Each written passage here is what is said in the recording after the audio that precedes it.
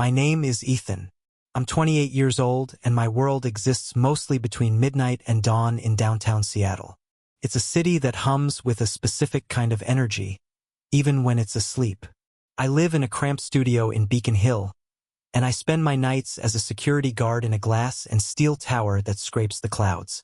My job consists of watching monitors, walking silent hallways, and listening to the building breathe. It's not a career, but it pays for my art supplies and keeps a roof over my head while I try to figure out the rest. I've always been more of an observer than a participant. I've never really been in a serious relationship. I suppose I always assumed that part of life would sort itself out, but it just kept getting postponed. Most nights followed an unwritten script. I'd arrive, relieve the evening guard, and settle in behind the polished granite desk in the lobby. I'd do my patrols at the top of every other hour. Same route, same checkpoints, same profound silence every time. And every night, one person broke that silence long after everyone else had gone home. Elena, an architect from the firm on the 34th floor. She looked to be a few years older than me with blonde hair. She twisted into a messy bun with a pencil and these intense, focused blue eyes. She always wore dark, simple clothes that seemed both professional and comfortable, and she never offered a smile unless she truly meant it. There was no pretense about her. She possessed a weary, sharp intelligence you could feel from across the lobby. But our interactions were minimal. A nod when she came down for air. A quiet have a good night when she finally left. That was the extent of it. To her, I was probably just part of the building's furniture. Then one Thursday, well after 2 a.m., the building's sterile calm was shattered. I was watching the monitors when I saw a flicker on the camera for the 34th floor. An emergency light kicked on. I got a call a second later, her voice tight with panic. The servers on her floor had crashed. She was on a brutal deadline for a project in Japan. And everything, weeks of renderings, models, blueprints, was on that network. She was on the verge of losing it all. I told her I'd call building maintenance, but we both knew no one would show up until morning. That was the protocol. I could hear the desperation in her voice as she hung up.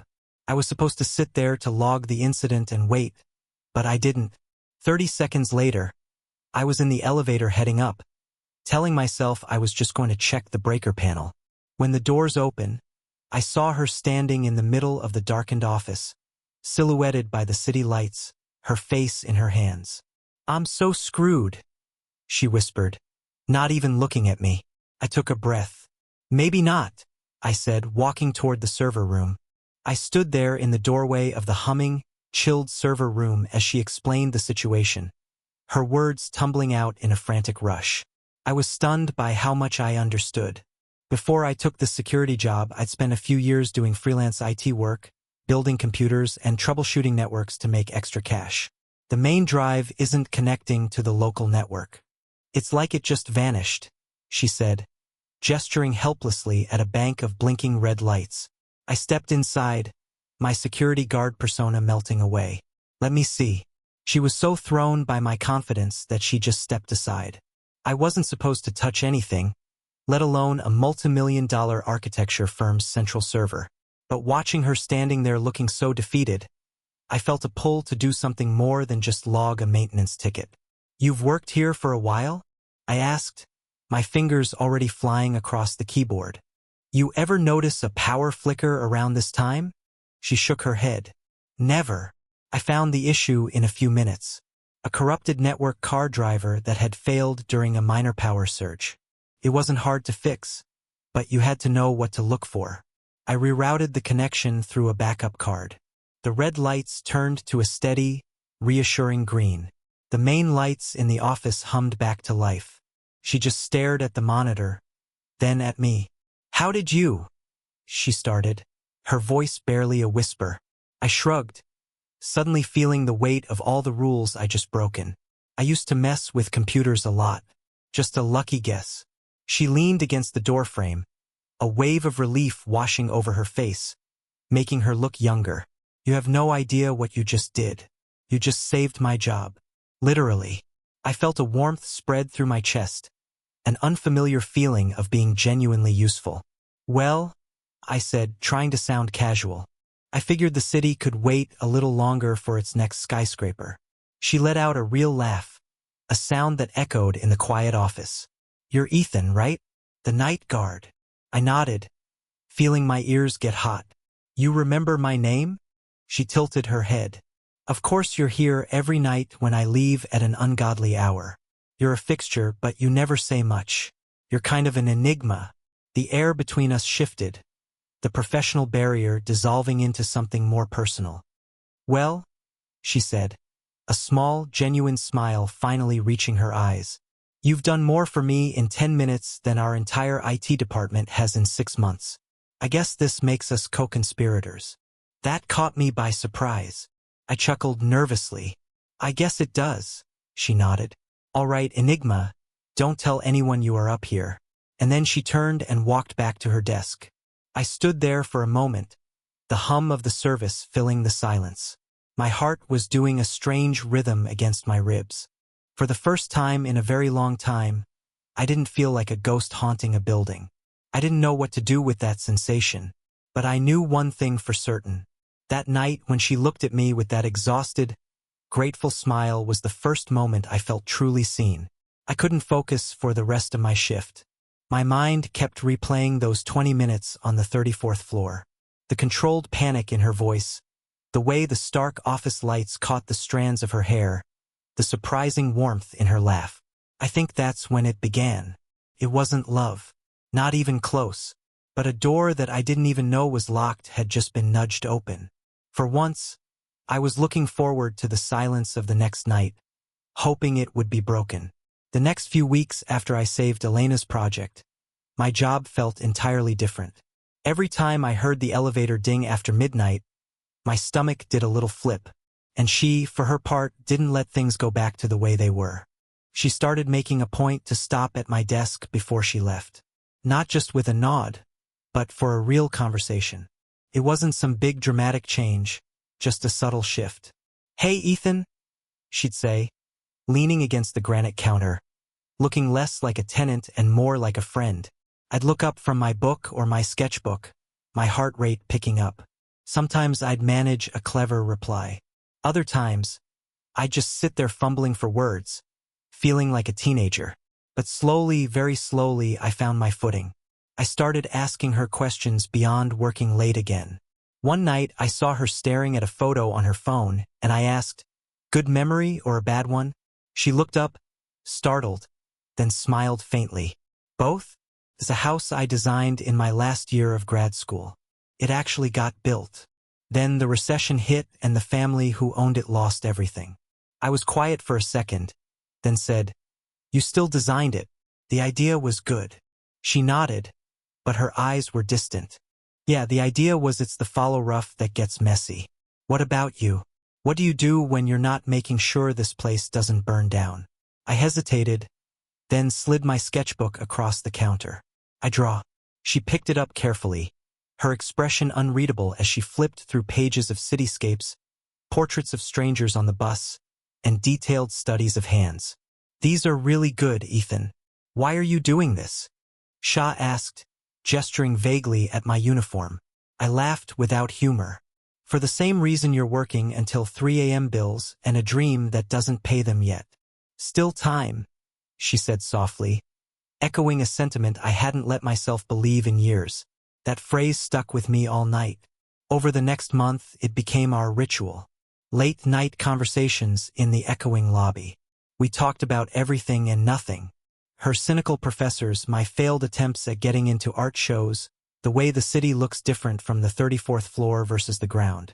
She told stories with a dry wit, as if she was narrating a life that belonged to someone else. And the more I listened, the more I understood that she built a fortress around herself. She never mentioned a family or a partner, but she talked about her old firm with a specific kind of bitterness, a wound that clearly hadn't healed. She was guarded, not broken, just wary. I never tried to pry. I wasn't trying to be her hero. I just showed up every night. Sometimes I'd leave a good pen on her desk when I did my patrol, knowing she was always losing hers. Once I printed out some application for a local art grant and left it for her to find with a note that said, You said there was still time. She never mentioned it, but the next night she brought me a coffee, black, just how I like it. Then one Friday things changed again. A storm was rolling in and the rain was lashing against the giant glass windows of the lobby. It was almost 4 a.m. and she came down not with her backpack to leave, but with a bottle of wine and 2 plastic cups she'd swiped from the office kitchen. My project was approved. She announced a rare, unguarded smile on her face. The clients in Japan loved it. I grinned. That's amazing, Elena. Congratulations. She poured the wine, her hands not quite steady. I wanted to toast with someone and you were here at the beginning of it. We clinked our plastic cups to not getting fired, she said. I laughed. I'll drink to that. After a moment, she looked toward the elevators. The rooftop terrace is locked after 10 p.m., right? I nodded, knowing what she was thinking. Right? She held my gaze, a challenge in her eyes. But you have the key. I didn't even have to think about it. Yeah, I said, grabbing the master key from the drawer. Yeah, I do. We rode the elevator up in silence, the illicit thrill hanging in the air. The rooftop was deserted, slick with rain, the city lights of blurry watercolor painting below us. Some views you can't get from the ground, she said, looking out over the edge. I looked at her at the way the wind whipped strands of hair across her face. You miss him? I asked, the words coming out before I could stop them. I was thinking of the bitterness in her voice when she mentioned her old job. She didn't pretend to misunderstand. I missed the architect I was when I was with him. I was naive. I thought talent was enough. We stood there letting the wind carry the conversation away. Eventually, we found a dry spot under an awning. She sat on a concrete ledge. I sat beside her. She refilled our cups. You're different, she said quietly. Different how? I asked. You're not trying to get ahead. You're not networking. You're just here. I don't think I've ever had a man in my life who wasn't trying to get something from me. My heart was hammering against my ribs. Not like in a movie, but like my body was sending out a warning signal that I was about to do something reckless. I turned toward her. Her face was illuminated by the glow of a nearby skyscraper. And before I could second-guess myself, I asked, what would you do if I kissed you right now? There was a beat of silence, just the sound of the wind and the distant traffic. Then she gave a small re-smile. She leaned in, not all the way, just enough for me to feel the warmth of her breath. Find out, she whispered. So I did. There were no fireworks, no swelling orchestra. It was real. Her lips were soft and tasted faintly of cheap wine. And there was a hesitation in the way she kissed me back, like she was rediscovering a language she hadn't spoken in years. When we pulled apart, she studied my face in the dim light. I had no idea what to say. I just looked back at her. Finally, she murmured, I haven't done that in a long time. Me neither, I admitted, my voice. She stood up abruptly. I should go home. I nodded, my mind reeling. We didn't hug. We didn't make plans. She just gave me a tired but genuine smile and walked toward the elevator. I stayed on that rooftop long after she was gone, wondering what had just happened, if it meant anything, and whether I had just made the biggest mistake or the best decision of my entire life. The morning after the kiss, I woke up feeling like I was floating. For the first time in years, the gray Seattle sky didn't seem so oppressive. The world felt sharper, more vibrant. I actually looked forward to my shift, to the long, quiet hours in the building.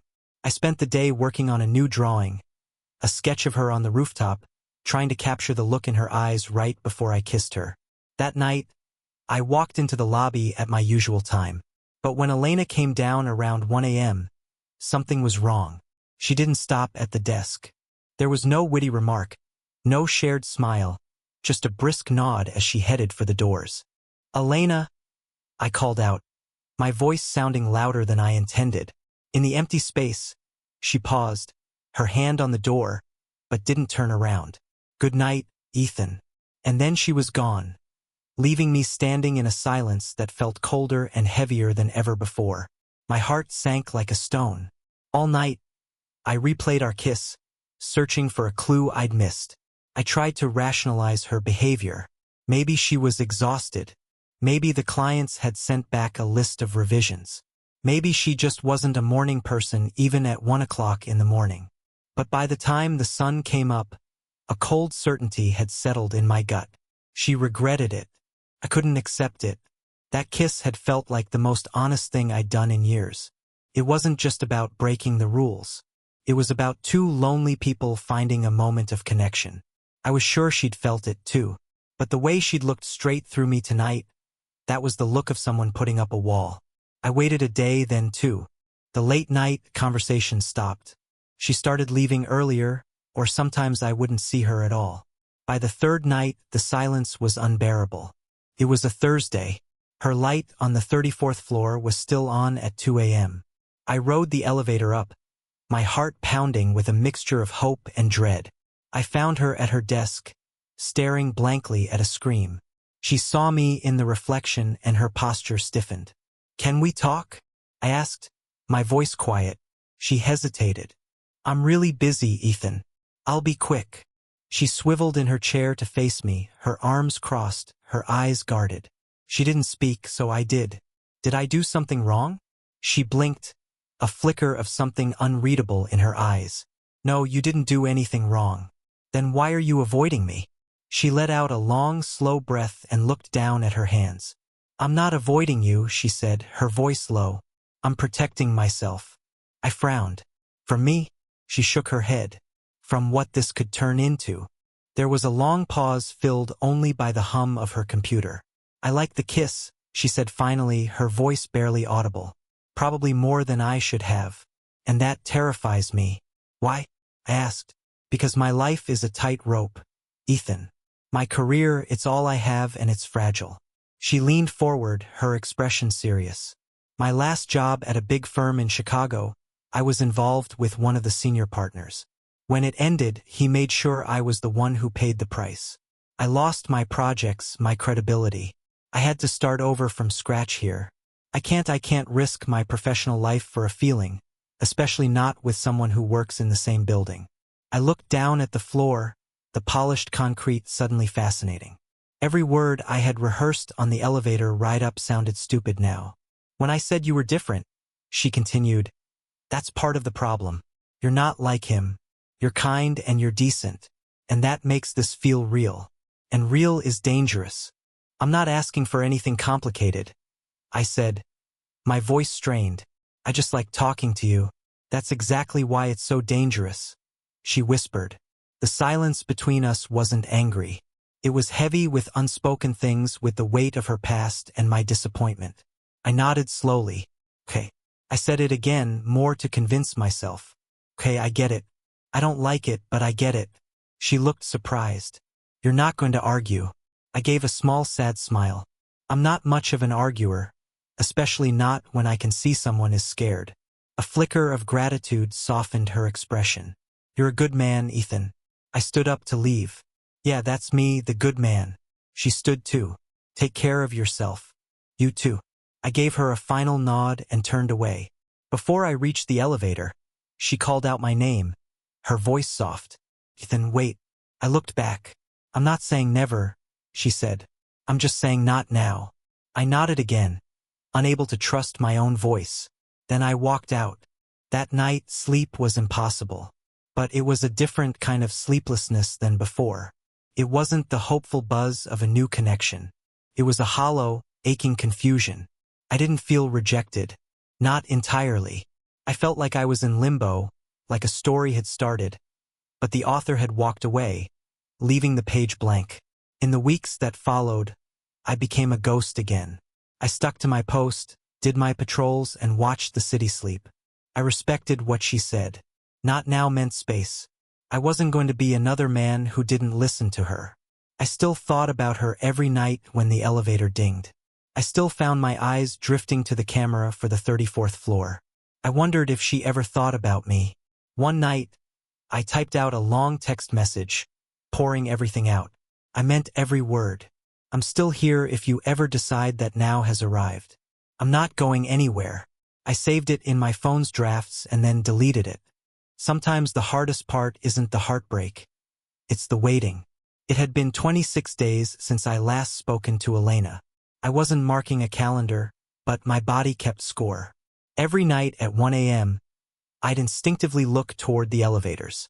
Every time I passed the 34th floor on my patrol, my steps would slow down. Even if I kept my eyes fixed straight ahead, I hadn't been up there since the night she said, "Not now." I was holding up my end of the bargain space. No messages, no accidental run-ins, no leaving drawings on her desk. But I thought about her all the time. Not just the kiss, but the small things. The way she'd rub her temples when she was stressed. The specific shade of blue ink she always used. The way her whole face changed when she had a genuine, unguarded laugh. I missed our conversations.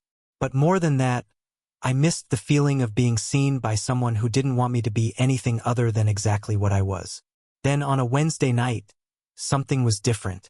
I came in for my shift, and sitting squarely in the middle of my granite desk was a cardboard tube, the kind used for blueprints. There was no note on the outside, just my name, Ethan, written in that familiar blue ink. My hands were shaking slightly as I pulled off the plastic cap and carefully unrolled the paper inside. It wasn't a blueprint. It was a charcoal drawing, incredibly detailed and beautiful, of the view from the building's rooftop. And in the bottom corner, tucked away, was a tiny folded piece of paper. I opened it. I missed my co-conspirator. It read the rooftop. Friday at 11 p.m. No expectations, no pressure. There was no name, no number, but I didn't need them. My heart, which had felt like a lead weight in my chest for weeks, suddenly felt impossibly light. The next 2 days were torture. I couldn't focus on anything. I almost locked myself out of the security office, forgot to log a delivery, and spent most of my shifts just staring at the clock, watching the minutes crawl by. By the time Friday night came, I was a nervous wreck. I got to the rooftop 20 minutes early. The air was cool and crisp, and the city was laid out below like a carpet of jewels. I paced back and forth, my hands shoved in my pockets, my thoughts racing. 11 o'clock came and went. Then 11:05, I told myself to be calm. Maybe she got held up in a meeting. Maybe she changed her mind. Then I heard the heavy door to the roof squeak open. I turned, and there she was, Elena, her hair down, wearing an old sweatshirt and jeans, carrying a thermos and a small paper bag. She looked both exactly as I remembered and like someone I was seeing for the first time. She walked over and sat on the concrete ledge where we sat before. She didn't say anything at first, just held out the thermos. "I brought coffee," she said. "It's probably lukewarm." "I don't mind," I said, my voice raspy. I took a sip. It was perfect. For a long moment we just sat there, the silence stretching between us, but this time it felt comfortable, like a shared breath, not a wall. Finally she spoke. "I almost didn't come." I looked over at her. "Why did you?" She sighed, a sound that seemed to carry the weight of the past month. "Because I couldn't stop thinking about that night up here." "Not the kiss," she clarified, "but what you said in my office after." "What did I say?" "You said you understood. You didn't argue or try to change my mind. You just listened." I nodded. She looked out at the glittering expanse of the city. My entire adult life, men have seen my ambition as a challenge or my caution as something to be fixed. "You didn't do that. You just saw me. That's all I ever wanted to do," I said honestly. She turned to face me. "My ex, the partner from my old firm, he reached out last week. He's a judge for a big design award I'm up for. He made it clear he could influence the outcome." I stayed quiet, letting her talk. The old me would have been terrified or maybe even tried to play the game. But when I got his email, all I could think was, I wish I could tell Ethan about this because you wouldn't give me advice or tell me what to do. You'd just get it. And I realized a life where I can't talk to you is not a risk worth taking. I let out a breath. I didn't realize I'd been holding. "Elena, I never wanted to make your life harder." "I know," she said, "and that's what makes you so different." Another pause. She reached into the paper bag and pulled out 2 slightly crushed croissants. She handed one to me. We ate them in silence. Flaky, buttery, perfect. Then she asked, "What if we got caught?" The question hung in the air between us. The unspoken fear finally given a voice. Getting caught meant both of us losing our jobs. Her career taking another hit. My stability vanishing. I looked at her at the hope and fear wearing in her eyes. I asked you that night, what would you do if I kissed you? I said softly. She nodded. You did. I took a chance. So I'm asking you again. What if we get caught? She looked away from me, out at the endless city lights. She was quiet for a long time. Then she turned back, a slow, determined smile spreading across her face. What if we don't? It's been 10 months since that night on the rooftop. I remember every detail. The taste of lukewarm coffee, the determined set of her jaw, the way she said, "What if we don't?" As if it were a promise. That moment became our foundation. Not a grand declaration of love, but a quiet agreement to be brave together. We didn't rush. That was the most important rule in our secret world. Our relationship bloomed in the stolen hours after the city went to sleep. We had the whole building to ourselves. We'd watch movies on the giant projector in the main boardroom, our feet up on a table worth more than my car. We'd have picnics on the floor of her office, surrounded by blueprints and models of buildings that didn't exist yet. We danced to music from my phone in the vast empty lobby, our reflections sliding across the polished marble floors. The risk was a constant low-level hum beneath everything, a fact that made every shared glance, every quiet conversation feel precious and vital. In early April, I helped her prepare for the design award presentation. She was a nervous wreck, convinced her old boss would sabotage her. I wasn't an architect, but I was a fresh pair of eyes. I stayed with her all night, listening to her practice, offering encouragement, and making sure she ate something other than coffee. I wasn't trying to be her savior. I was just her co-conspirator, the guy who knew how to reboot the server and how to make her laugh when she was about to cry. She won. Not because of her ex, but in spite of him. We started spending time together outside the building carefully. Coffee in neighborhoods where neither of us lived, walks in and parks on opposite sides of the city. For a long time, we never used the word relationship. Naming it felt like it would make it real to the outside world and therefore fragile, something that could be discovered and taken away. She had days when the pressure got to her. When she'd retreat into a silence, I learned not to challenge. Once I found her sitting in the dark in her office, holding an eviction notice from her first apartment in Seattle after she'd fled Chicago. She didn't say much, just sometimes I feel like I'm still that person, one bad week away from losing everything. I didn't offer empty platitudes. I just sat with her in the dark until she was ready to turn the lights on. She leaned her head on my shoulder and whispered, "You make it feel possible to breathe." That was the night I knew with absolute certainty that I was in love. Not the frantic, cinematic kind, but the quiet, steady kind, the kind that shows up. In July, I got the news I've been waiting for. A local arts foundation had awarded me a significant grant, enough to live on for a full year while focusing exclusively on my art. It was a shock, a life-altering validation. It also meant I could finally quit the security job. The risk that had defined our relationship was about to vanish. On my last night, Elena met me on the rooftop. The air was warm and the city felt peaceful. I told her about the grant. She threw her arms around me, her joy pure and overwhelming. I told her I felt like a fraud. She said, "Well, I felt like a failure when I got on the plane from Chicago. And yet, here we are. Neither of us is broken, Ethan. We're just rebuilding." She helped me pack up my few belongings from the security office. As I handed in my keys, it felt like closing a chapter. Our secret world was ending that night. Back on the rooftop, I didn't have a ring or a grand speech. I just looked at her and said, "We've had this entire skyscraper as our secret apartment. What would you think about sharing a really small, normal one instead?" She didn't answer right away. She just looked around at the view at the place where we started. Then she looked at me, her eyes shining. "You're the first person I've ever felt safe with, even when we were breaking all the rules." She smiled. "So, yeah, let's find a place." We didn't make a big deal about it.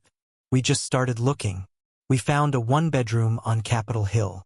It had a view of a brick wall and a kitchen with questionable plumbing, but the light was good, so I loved it. Today is our first morning in our new place. My art supplies are in a chaotic pile in one corner. Her architectural books are stacked neatly in another. The apartment smells like fresh paint and coffee. Elena is curled on the sofa in one of my old sweatshirts, her feet tucked under her sketching in a notebook. I sit down beside her. She leans against me without a word.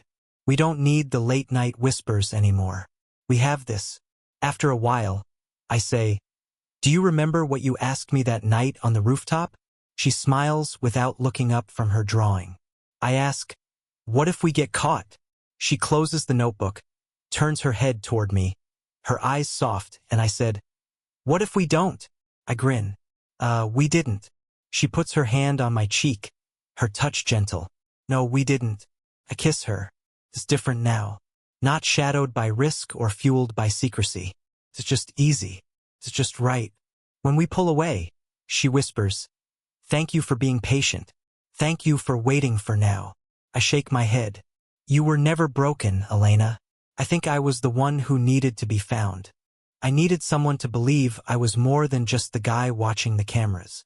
She holds my gaze, her expression serious and true. "You always were.